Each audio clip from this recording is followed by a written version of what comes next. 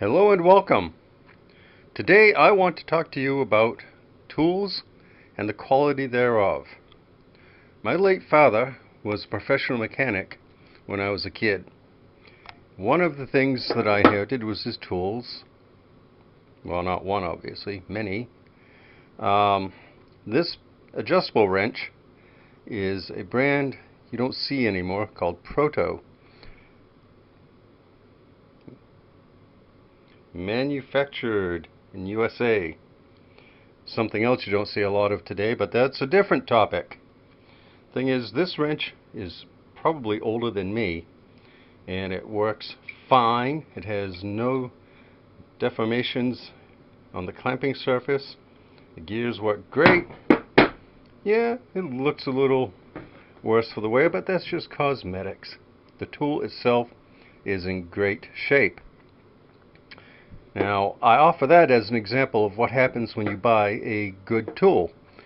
One of the things I remember my dad telling me many times is always buy the best tool that you can afford. Well, I cheaped out on a crank extractor. I got this from a website, doesn't matter which one, and you can see the clamping surface right here is deformed, and that was with a high quality open-end wrench. So I went out to my local bike shop and I got me a Park Tool crank extractor. This thing, it weighs more, so it's obviously denser. Let me put this, yeah, there we go. Side-by-side comparison. Here's the thing. The Park Tool has a greater diameter on the thread for the extraction bit.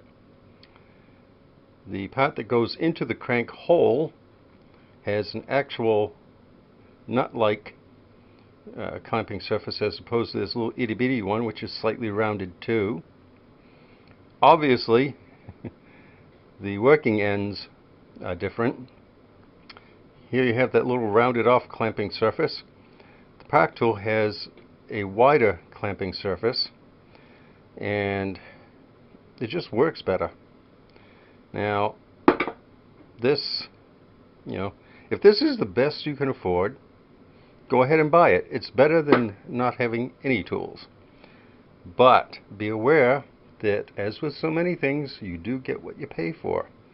And I wasted $5 on this to learn that lesson, which I should have already known based upon having a number of tools like this that I inherited. So, to wrap up, buy the best tool you can afford. Look at that, it's so ashamed it doesn't want to stay in frame. So, thanks for watching. I always appreciate it when you do. Goodbye.